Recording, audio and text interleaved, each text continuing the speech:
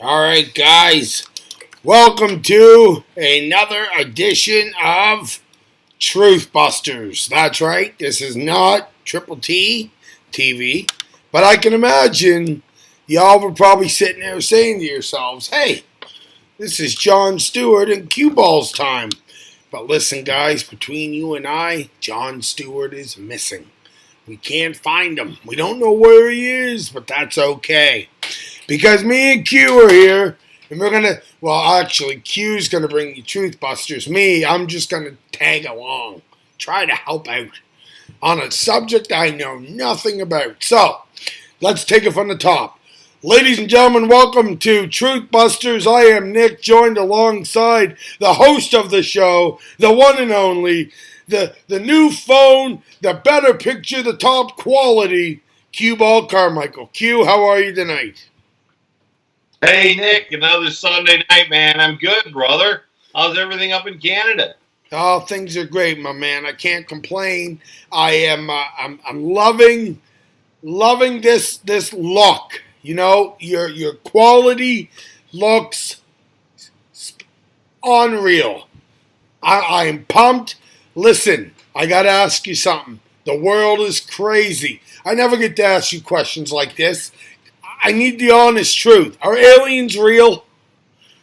We don't get to talk about this stuff. This is an opportunity for me to ask you that.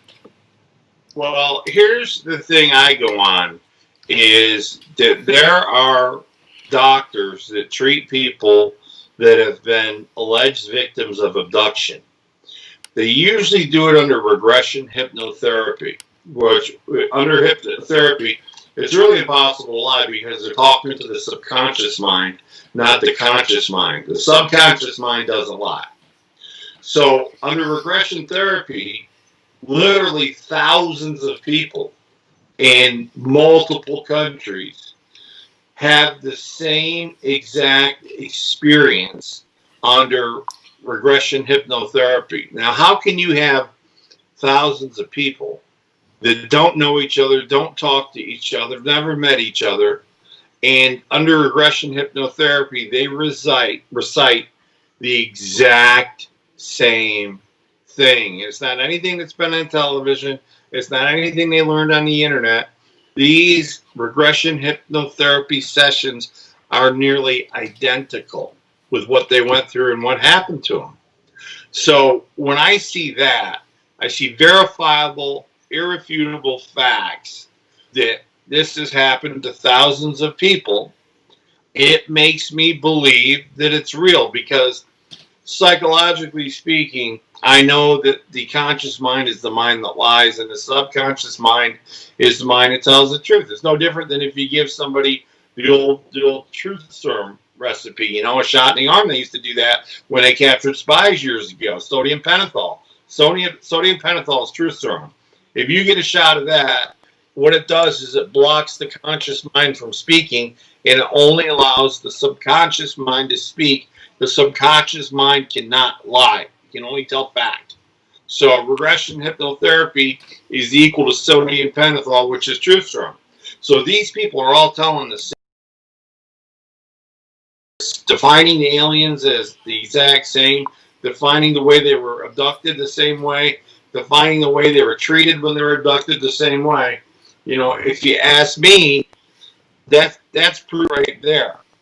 Plus, we've been photos. There he is, Jon Stewart. Guys, I have been upstairs trying to get my cell phone to come on.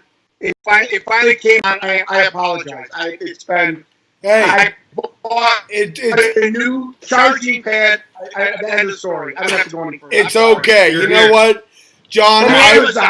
I'm tossing out my rear end right now, and I'm just hoping for the best. So here's the deal. The three of us are on this camera at once, right? So everyone's probably watching going, what in the hell is happening here? I'm going to take myself out and get back to my executive producer role because I'm pretty good at that, I guess. That's what you guys tell me. Yeah. So rock out on the show, tear it up, and you guys, I'm here if you need me. John, Nick just asked me an interesting question. He asked me if aliens exist, what I thought, personally. And I spoke of the thousands of people that have gone through regression hypnotherapy from across the world that have never talked to each other, never met each other, never talked to each other on the internet. And yet these thousands of people in regression hypnotherapy recite almost the exact thing that happened to every one of them. In regression therapy, hypnotherapy is very similar to the old sodium pentothal, the truth serum they used to give the spies captured during World War II in Vietnam. And what you know as well as I do, you're more adept at this than I am. But in regression hypnotherapy, you're speaking to the subconscious mind, not the conscious mind. The conscious mind is the one that lies and makes up stories. The subconscious mind, once that's speaking, there's no way that somebody can lie because the subconscious mind only knows the truth. So when you have thousands of people telling the same story of abduction, almost down to a T, what are you going to believe? You got to believe it. Am I right? How do you feel about aliens, and what's your base? I mean, you know, I could go on for 5 hours, but you know, so give me a couple of minutes here to. Well, I'll continue to bring everybody up to date on what I was talking about. Obviously, we're going to get to Luxor, Egypt here shortly, but you know, we've covered ancient civilizations for the last 4 weeks, and what we really wanted to do was to give people enough information so that they were able to make a good, intelligent decision on these cities that were built. You know, you have blocks that are 20 feet long, the end to end have a tolerance of 0.02 of an inch, which is impossible. They've only been able to do that in the last 40 years with vertical machine centers and grinding machines. So to be able to get those tolerances, the technology just wasn't there 4,000 years ago. So, but Nick asked me, he said, Q, honestly, I got to ask you a question. Do you believe in aliens and why? So I just think that when you have thousands of people across the world that have never spoken, that underwent regression hypnotherapy, and they all recite the abduction, seeing these gray type aliens, being put on a flat gurney or surgical table, being probed in the exact same way, things like that. To me, that alone tells the story of abduction. But Nick, we can still see Nick. So. Well, yeah, you know, so let me begin a little bit. First of all, Nick, can you see Nick? Yeah, I can see Nick and I can hear him too. Nick, you're still in the air, Nick. This is like buying something from Amazon. Tap him on the shoulder. It was I'm an idiot, folks. I couldn't use the charging pad. So what'd you get from Amazon? The charger? No, I got a charging pad and I didn't know how to use it and I fixed it. So anyways, is Nick still on with us? Or I mean, this is a really big moment for me because I'm in politics and Nick, I could be ruining my life. You know what I'm about to say. So let's. I love it. Nick, we can still hear you and see you. We saw you and Melissa, the whole interaction. It was nice to Thank see God you didn't get naked. Well, we can hear you. But we can hear. Okay. Everything. I'm about to go into a very important soliloquy, which is a talking by yourself. Yeah, I can hear you. Now we can't. You're good. So that's a really, aliens. Let me start with this. There are 14 trillion solar systems. That is like our 9 planets in the sun, a solar system. There are, they think, 14 trillion. That's 14 million billion. That's what 14 trillion is. To have the ego to think that Hulk Hogan, George Bush, Hitler is the best that the universe can do, and it's the only life in the universe. I'm getting a reverb now. This really Reverb. Let me yeah. let Nick know. Yeah. Okay. Okay. But I'm hearing my no, I'm not hearing myself anymore. So to think that out of 14 trillion solar systems, we're it. Come on. I've been nothing but honest with people on this show, honest with myself, honest with my co-hosts, our producers, folks. Come on, let's just start there. Come on, we can't thin out traffic at a Dodgers game. We please tell me we're not at the helm of the universe. That's number one. So, listen, I think about myself in music video. I'm really going to bare my soul here. I think about myself in wrestling music videos almost every day. I see myself, in football plays in the NFL, wishing I could do this. I would love my name in lights, blah, blah, blah. I have a pretty big ego. Let me tell you something. To have an ego, and this is my thesis of what I'm about to say. To have an ego that you think you're the only life form of 14 trillion other solar systems, that's a scary ego. And and if that's you that's listening, that freaking should freak you the fuck out. Because that ego that thinks that you are the peak, not the peak, you're the only life form in the universe. Because if you don't believe in aliens, and aliens, in my definition, is a biological life form from another planet, galaxy, star system, solar system. So we get that straight. If you think you are not the highest, but you are the only, your fucking ego is pathologic. And I'm not going to take that back, and I'm not going to apologize, because you can ask any psychotherapist. I have a degree in counseling psychology. If you believe you're it, holy shit, do you need to get into some therapy? I'm not saying you have to believe or admit that they have interacted with the planet Earth. I'm just saying that there is not other life in the universe. If you believe that in your heart, for any reason, your ego it's unbelievable. So let me start there. When and maybe I'm not going to have a really long soliloquy, because I've been trying to sum this up my whole life saying this. Look, the Quran, the Bible. I mean, if you just took out angels and put in aliens, all of the tumblers of the combination of life makes fucking sense. If the angel came down and lifted up, Isaiah, or the bush was burned, was speaking, and and you go, Mary was, somebody waved a magic wand, so on and so forth, and Mary was with child.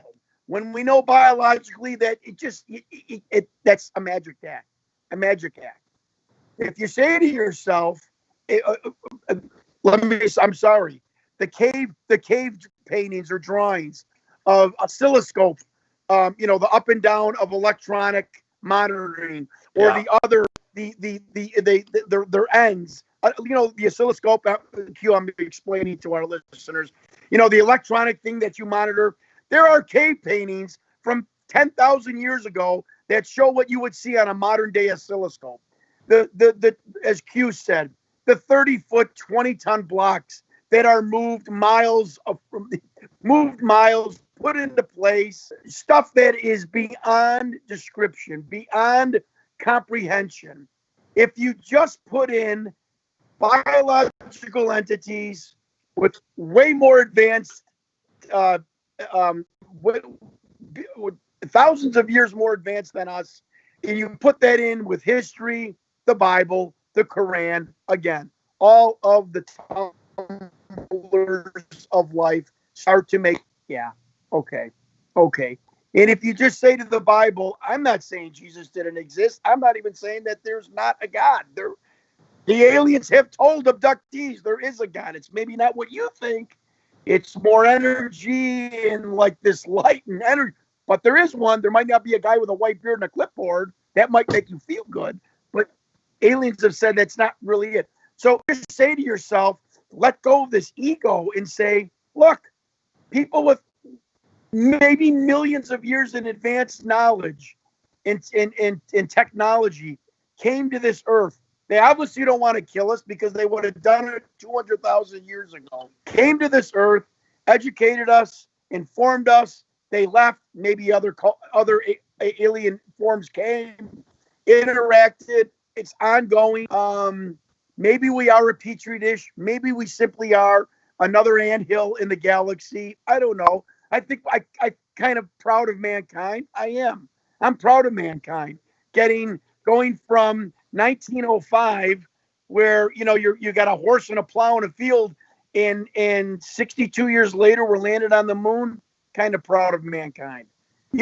So what's the big deal? That's what I ask people who are so afraid to admit to expand their mind. What's the big deal? Nothing. I guess my point, my final wrap up of this little segment is nothing makes sense in history. When you look back and put all the pieces together, the only thing that can put all, and I'm going to say it again because it's a great analogy, the only thing that can put all of the tumblers into place, where every, do you ever see one of those sales sheets and they've got the green check marks and the only thing that has a green check mark in every single box of mankind, of planet Earth, is someone from somewhere else came to this planet, and that's what's responsible for all of this. And if you don't see that, you don't believe that, if you don't at least comprehend that, then that to me, that should scare the hell out of you, not me. And I'm going to get some more light in here too. So give me 1 second.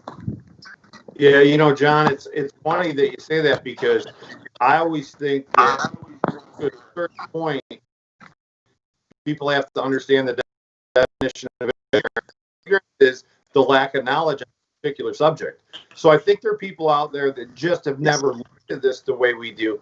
And that was the point of the 6-part series, is to take someone who didn't have the knowledge that we do, because once you garner all this knowledge in these 6 parts, you're going to come to the conclusion that the ancient civilizations that built these fantastic buildings had some kind of high technology help. It wasn't done. We were going to talk a little bit about Luxor tonight, and the Cleopatra's Needle. It's the obelisk that said, those rocks for the obelisk were quarried 113 miles away. Now, I heard one scientist explain that they brought them down the river on a barge. However, the barge wasn't invented until 1750. This happened at 2100 BC. So there were no barges back then that came up the river. Did you ever see? Right. Did you ever see the documentary of they took one stone block that weighed, and I'm guessing that weighed maybe a ton, little under a ton, and they built a ship, a river ship. And, well, that's great. Maybe so they couldn't figure out how the Egyptians, they couldn't figure out in modern day, 21st century, how the Egyptians lifted the stone. Now bear with me, and place it on the middle of that river boat. Because if you just pushed it on the river, it would tip. You'd have the one. And the leaking and the pressure of a 1 ton. I mean, think about that. Didn't we say this before? Isn't it easier, instead of all this magic act and all this belief, isn't it easier just to say people with higher technology came here? Yeah, you're absolutely right. Hey, listen, we got to take a quick break and pay the bills.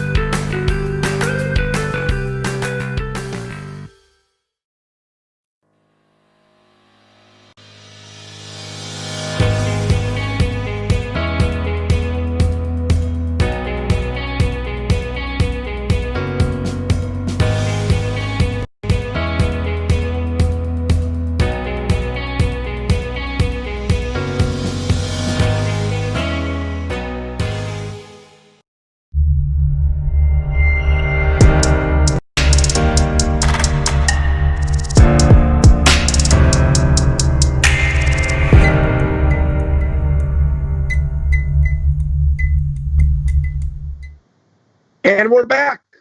TruthBusters Live. Cueball Carmichael, Jon Stewart, talking about aliens. 6-part series. We're taking a little respite from that of a topic and just talking about, are there, let's cut to the chase. Are there or aren't there aliens? Q, take it away. Well, it's as I suggested before, and you really put the point out there and made it super clear. With 14 trillion galaxies out there, what are the odds that there's not additional life forms? Not very good. There's definitely life forms. And as scientists look further into outer space, as people say, they are finding more and more in the Goldilocks zone, which is the livable water, oxygen zone. As a matter of fact, as they look back at the history of Mars, a large portion of Mars has a certain rock that's a byproduct of a nuclear explosion. I can't recall the name of it. But well, Mars I didn't know this. Interesting. Yeah, Mars is, when they set off the nuclear tests in the Nevada desert, when they were testing for the atomic bomb, it would turn this rock into a certain type of rock, which they found, and it was kind of unique. Well, when the Mars rover went to Mars and started taking samples, they found that the surface of Mars is covered in these rocks. Wow. I never knew that. If there was a massive nuclear explosion on Earth, just say, for instance, even not a nuclear explosion, but a large asteroid the size of the moon hit the Earth, what would happen is the dust would go into the atmosphere, and you'd have 3 to 5 year period of time where there'd be no sunlight. It would only be nuclear winter. Okay. And every piece of plant life would die off the planet, and we would drop down once it cleared to having about 14 to 20% atmospheric oxygen, which is unlivable, which is exactly what Mars has. Mars, in theory, right now, Mars could be seeded by machines, and plants could grow because there's such a high carbon dioxide atmosphere in Mars that, as you know, plants convert carbon dioxide into oxygen. So in theory, you could send just exploding, 100 feet over the atmosphere, 1,000 feet, and throw alfalfa seeds, for example. And you could grow plants on Mars because Mars is full of carbon dioxide, which plants love. And it would in turn oxygenate the atmosphere. And let's say 35% of Mars had plant life. If that would happen, there would be enough oxygen there for us to go and stand and have this exact conversation face to face. Right. So, wow, it's pretty incredible that you see a planet that I believe, when everything comes out, that we're going to find out that there was a complete civilization on the planet of Mars. I really believe that. There's structures, there's pyramids, there's, on the moon, there's 13 obelisks the size of the Washington Monument on the moon. Those are not forms found in nature. When you find triangular, circular, and square rectangle, that's not a nature product. That's a man-made or biological entity made that. So I'm gonna let you take over for a minute, John. I'm gonna look up the name of that rock because it's gonna drive me nuts. Well, while you're looking that up, it was the same thing, folks. India, okay. They one of the ancient texts in India describes the gods in the sky having a fight with each other and using these lightning action and explosions, and they called it, they described the weapons as sunburst and hotter than the sun. What did scientists eventually find? Well, in some of the deserts in India, they find this green glass substance or material, rock material, and that is formed. I'm thinking Cueball's thinking the same thing. After a nuclear explosion, it is so hot that the sand and the rock melt into like glass spheres, and they're greenish color. So here is, 4,000 years ago, ancient people from India describing this conflict with gods in the sky, and talking in an analogous of the heat and the brightness being that of the sun, like a nuclear explosion. And you can roll your eyes at me, right? But then scientifically, we go to the spot where this took place, and there is the proof in the pudding. The rocks are all turned to a greenish spheric glass, which happened in the deserts in the Mojave Desert in America, where we had the Trinity, or in many of the nuclear tests. So, tell me where it doesn't add up. Show me where science doesn't fall in line with myth and hyperbole and stories and manuscripts of the past. I'm listening, but to this day, nobody can really make that. Everything somehow seems to be scientifically proved that it's not magic. It wasn't mythology. It actually happened. And the site that Oppenheimer called it was Trinity, and they named the green glass Trinitite. And Trinitite, there you go. Almost the entire surface of Mars, to a certain degree, is covered in Trinitite, which only happens from a nuclear explosion. So if you look at that as a habitable planet at one time, right, because it does have some oxygen in the atmosphere still, and there was a massive biological entity war, and they used nuclear war, that would explain the surface. No more water, evaporated from the heat, or frozen from the cold during nuclear winter, and still there. But definitely, when you look at it, and NASA's really good, they'll show something in raw footage, and the next time you see the footage, it'll be airbrushed out, like the face on the plane. Not NASA. No, never. Right. What's that stand for? Never a straight answer. Never a straight answer. Exactly. So, you look at that, and look, here's the thing. I want everybody to think for a minute how this would change history if scientists finally said, you know what, there was a civilization on Mars, they escaped, they came here, they seeded the Earth, this is what happened. They messed with our DNA to get us to a point of being worker bees for them to mine gold, which they use, which gold is a highly prized item in computers and circuitry. It's the fastest, it's the best, it's a great heat shield, it's soft, it's pliable, you can work with it. So you think about this, they used us to mine the gold, they seeded the planet, and they went beyond that and created greater technology, and they left. And they still watch over us. My point being this, is when NASA launched the first Apollo mission, they crashed the booster rockets into the surface of the moon. And they had a seismograph they had put down when they landed. And the seismograph sent back a reading they weren't expecting. The moon reverberated for an hour, meaning it's hollow. So the next Apollo mission did the same thing, crashed a booster rocket harder into it, and the moon on the seismograph rang for 3 hours. The moon is completely hollow. Fact. Those are NASA facts. They put that out there. So the moon is hollow. You think about how perfect the craters on the moon are. Like they're almost created. They're not, because they're perfect. And yes, the moon does. Can I ask you a question? Yeah. Did you know? And I don't know if you can answer this. Did I read somewhere like 2 months ago that they have manuscripts that detail that the moon. Forgive me, folks. This is 30 years of football and pro wrestling.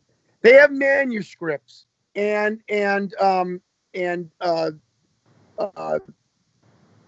you know, history drawn down where people talk about there was no moon in the sky.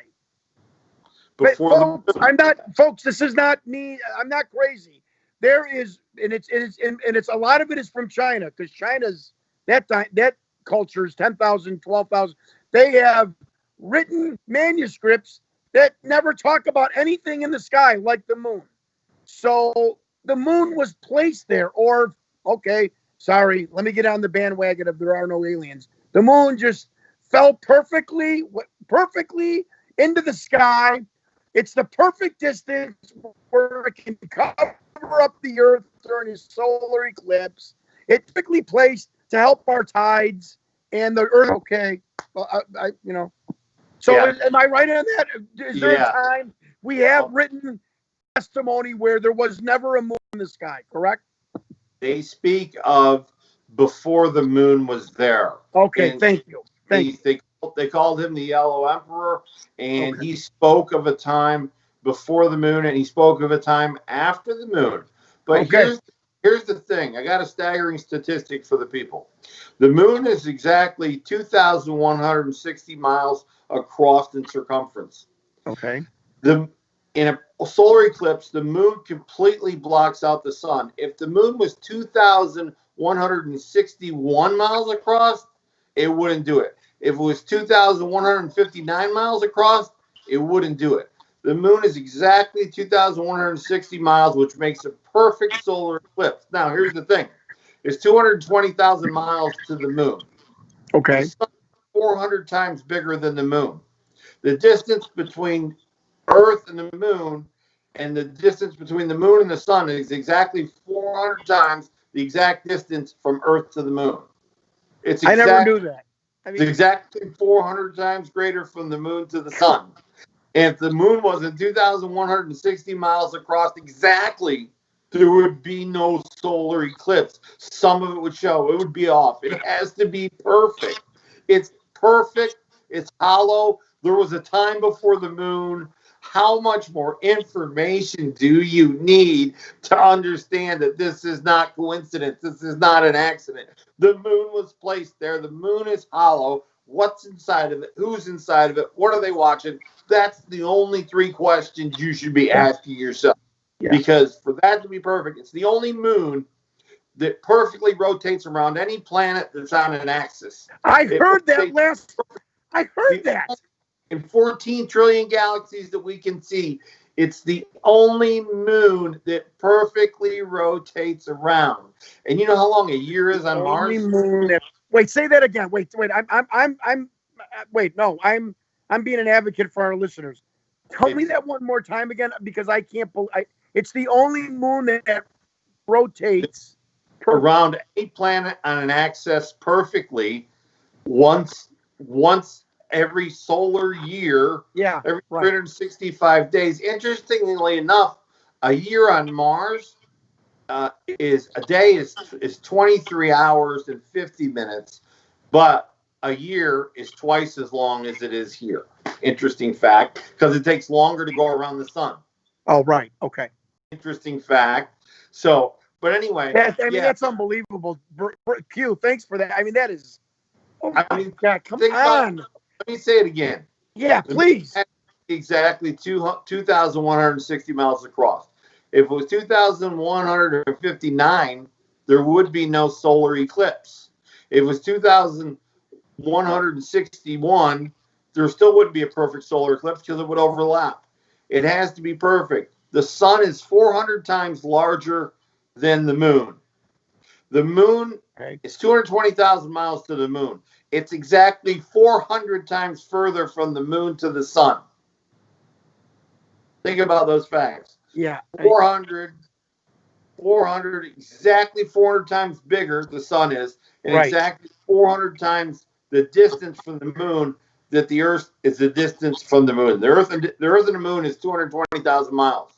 It's exactly 400 times further to get to the sun. The moon creates all of our tides, all of our ebbs. Everything that controls the sea life in the sea is controlled by the moon's lunar pull. So understand this. It's hollow. There was the time before the moon's exact length across to create a solar eclipse, and the fact that the moon has something or somebody inside of it. I believe it's more of a satellite. It goes in the exact orbit of a man-launched satellite. Interesting. It launches all these direct TV satellites and stuff. Right. They all Right. go in the same exact orbit, and because the Earth is on an axis, and it's the only moon in the solar system that perfectly circles the planet that the planet's on an axis. There's no other one that they've ever discovered in any solar system that has any moon that revolves around the Earth like our moon. Wow. Staggering statistics. We're going to take a quick break, folks. We'll be right back. We got to pay some bills.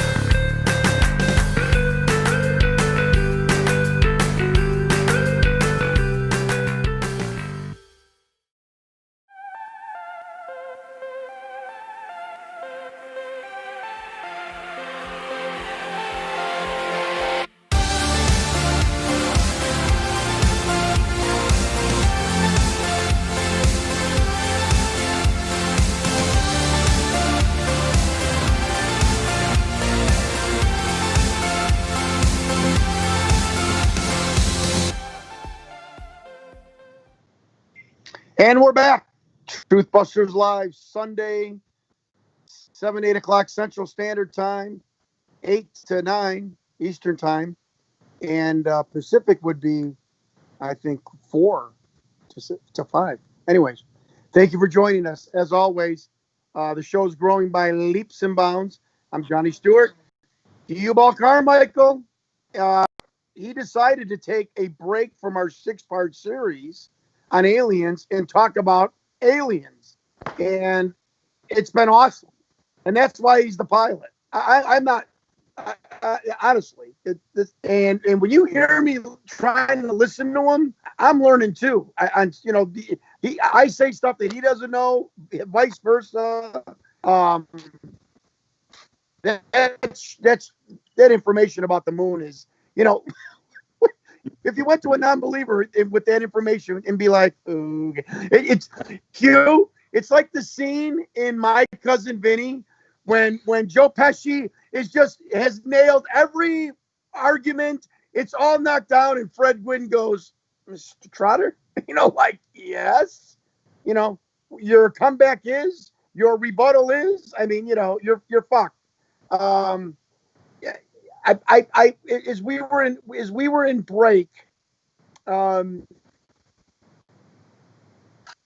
As we were in break, it seems to that like the moon, like your moon thesis, thesis is something you have to prove. Like your moon statistical, speech, the moon, one of the number one psychiatrists telling that the people under hypnosis are telling the truth about being abducted. All of the stories in the Bible, Norse, Roman, Greek mythology, the Hindu, the Hindu texts, the Chinese history, the Aborigines, the Aztecs, what I think, Hugh, is going to be one of our finest moments if we continue this 20 years from now. Our finest moment is the moment when we talked about why would Cueball and Jon Stewart, Aztec workers in the field, why would we want to build a 70-story stone monument? Why? I gotta go kill a deer and feed my fam. Why? That's our final. That's because it's true. Isn't it just easier to say there's people that were more advanced than us that came here than trying to explain and the minutia of anthropologists and psychiatrists and scientists doing the dance, trying to explain this and explain that. And I want you to talk about, because I think this will be good, because it'll lead us into Luxor next week, Hugh. What are I know your feelings, but just start spitting it out like we're having a beer. You know what pisses me off? When an archaeologist, an Egyptologist, a paleontologist, an evolutionary biologist, they'll read manuscripts, they'll read cave paintings, they'll read, especially when I'm talking about Egyptian hieroglyphics, and it talks about the wheat harvest and when the Nile flooded and what emperor, what pharaoh, and so on and so forth. But when we start to talk about, a man came down from the sky with a dog head, or we start to see actual helicopters and spacecrafts and hieroglyphics, that picture we showed the other time. You can't. I call it smorgasbord archaeology. You can't pick and fucking choose what you want to say is real, which is not, what is myth, what is real, what really happened, what was the imagination of the I'm sorry. That's an archaeologist at a fucking smorgasbord picking and choosing what is real, and that is not scientific. That is not science. And I have not talked to you about that. That is one of the things that really truly pisses me off about scientists and the question of alien life, and not only alien life but alien intervention. That you take verbatim the corn harvest in 27 BC, but the next paragraph, when it talks about the gods coming from the sky, that part's a myth. The corn harvest is real. The gods coming down from the sky is a myth. Yeah, I feel the same way. And I'll tell you what my theory on this is. The theory is, for instance, Luxor, by Heatherton dating by layers, they have proved that there was buildings in Luxor 270,000 years ago, up to 270,000 years ago. So how long has man walked upright according to Darwin? 10,000 years? I don't know. Yeah, no, you're right. So you tell me how we can have a civilization that dates back possibly 270,000 years. Göbekli Tepe, the first one we covered, that dates back over 70,000 years. They can prove it by moving the buildings to align with the plant, with the sun and the stars. That originally it was built to align with the constellation, but due to the great crustal shift, the tectonic plates moving 70,000 years ago, it moved it just enough so it was off. So they did a diagram, they moved it back, and it lined up perfect, like every other ancient civilization lines up to a constellation, a particular constellation. Orion's Belt's one of the big ones. So we know that civilization was there 70,000 years ago, before the crustal displacement and the movement of the tectonic plates. So we know that 70,000 years old. Who could have built something when man wasn't even walking upright then? So there's the first problem. Now, if they admit that every anthropology, archaeology, every paleontologist, all of them are wrong. Everybody that taught them are wrong. Everybody that taught them is wrong. And recently they've discovered some drawings of man interacting with dinosaurs on cave walls, proving dinosaurs have not been extinct 70 million years like they say they are. So you think for a minute, all this stuff that has to be changed. Now here's the big one. One of the most powerful organizations in the world is the Catholic Church. Okay, right. They own their own city, richest city in the world. They're the largest private landholder in the world. Everything that they've taught biblically is possibly incorrect. Full of shit. Yeah. So the Catholic Church now has to tell their 350 million people that donate every week to the church so they can buy a Vatican and house the Pope. It's all wrong. Right. And I'm not saying that Jesus didn't live and God doesn't exist, because I believe in both of them. But as do I. It goes back so much further Yeah. than the BC that we're using as dating going forward, AD after death, before Christ.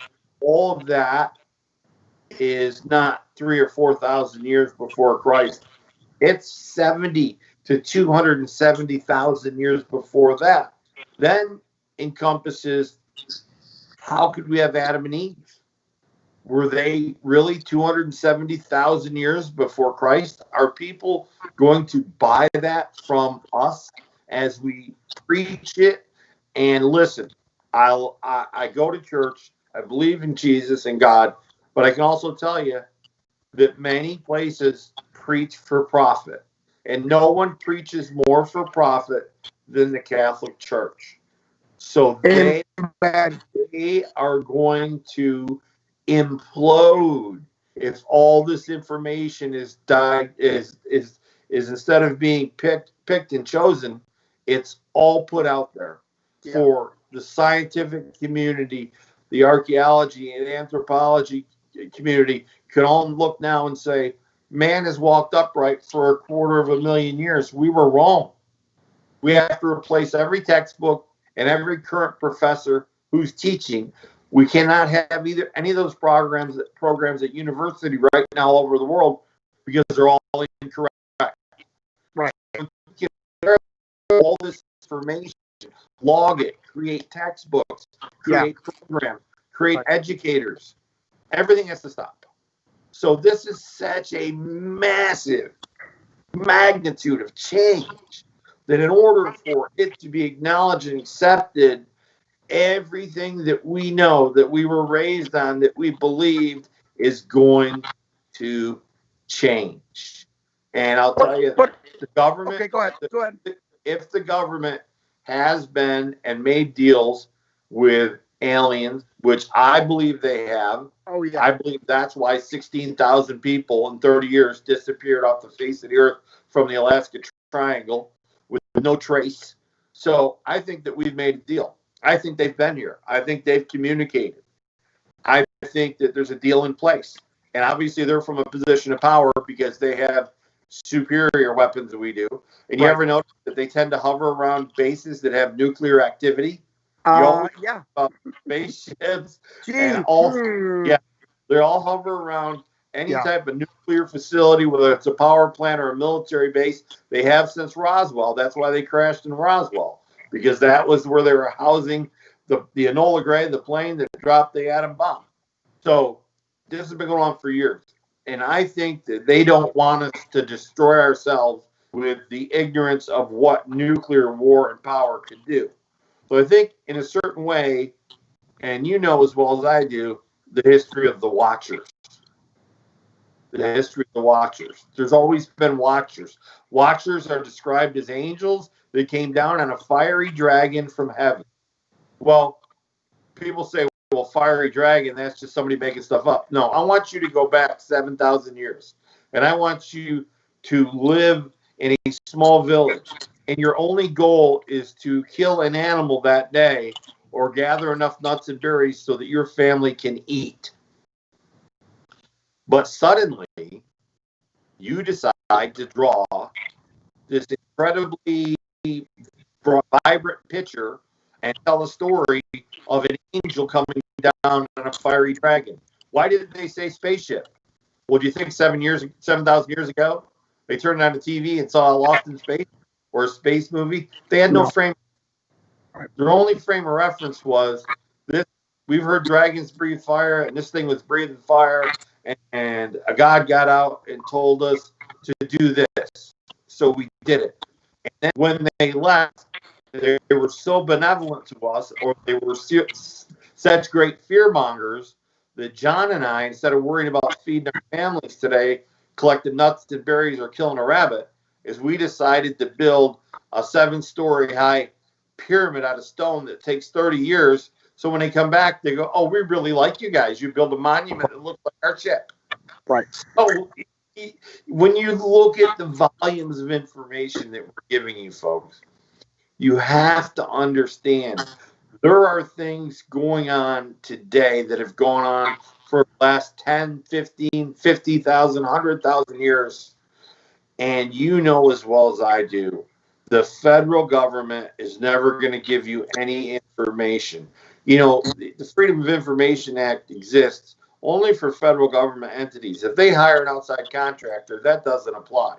Robert Bigelow started in the aerospace business and he bought Skinwalker Ranch and he was out there, he was doing the military's dirty work because he's not obligated under the Freedom of Information Act.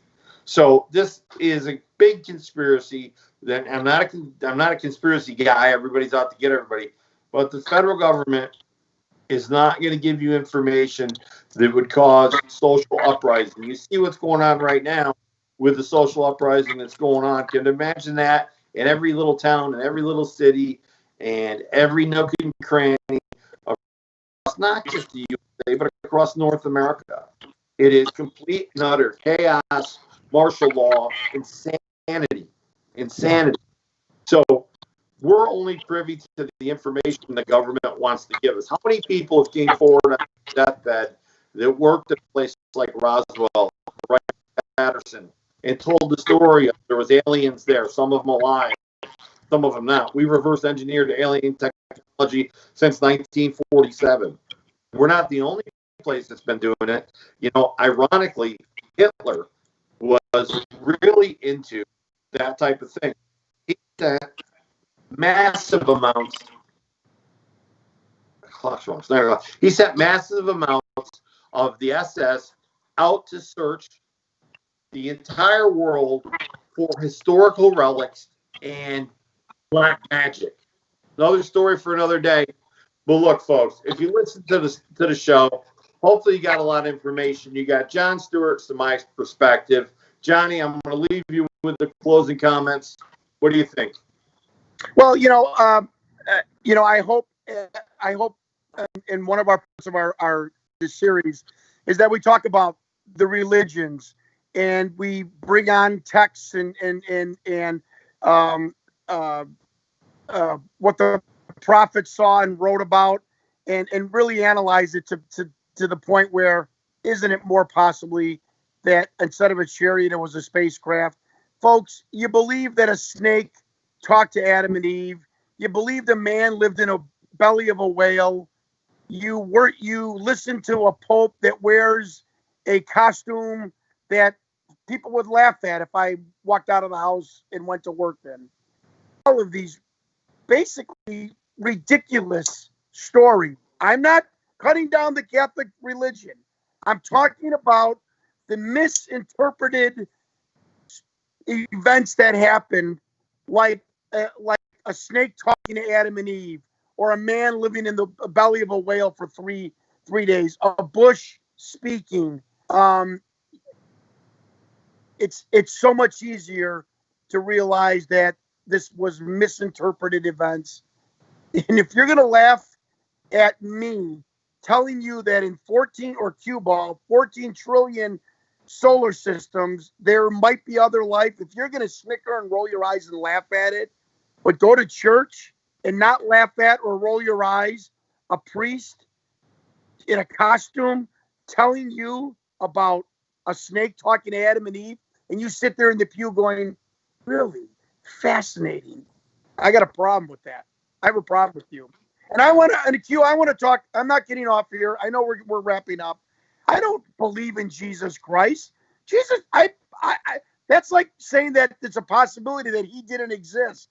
I like to say I am a follower of the teachings of Jesus. Yes. Because to say you're a believer in Jesus, well, what the fuck does that mean? That Jesus, there's a possibility. I'm not cutting you down. I'm just saying, like, I want to get that across too. I believe there's got to be a creator. I love Jesus Christ's life and what a rebel he was and stuff. And that's where it ends with me. That you want to start telling me that it wasn't aliens, it was a snake that talked and a guy lived in the belly of a whale. And I mean, fuck, stop, please, just teach me. Tell me, pick out a parable in the Bible, pick out something that Jesus said, and talk for a half hour how I can apply it to my life. I think that's, man, that you got me. And that's why I go to a congregational church, because that's what happens. Take us home, buddy. Okay, I'm sorry.